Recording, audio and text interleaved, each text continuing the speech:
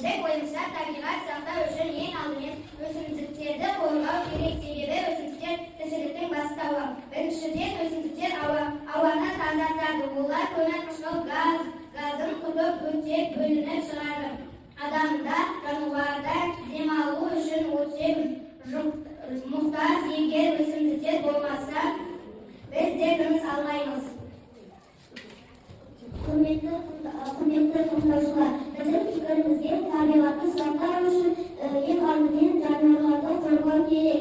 Себебі жануарлар табиғатқа өте маңызды рөл атқарады. Біріншіден жануарлар өсімдіктерге көмектеседі. Мысалы, аралар мен көбелектер гүлдерді тойландырады.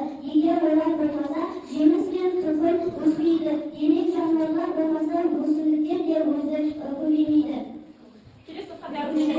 Жануарлардың қойы, қой, ешкі, сиыр, қоян бәрі шөмейді. Жеміс пен көкөністі деп ағаштар мен жануарлар дейді. Егер өсімдік болмаса, тамақ болмайды.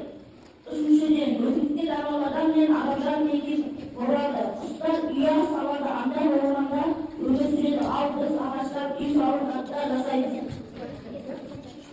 Екіншіден, құстар мен жәндіктер өсімдіктерді қорғайды.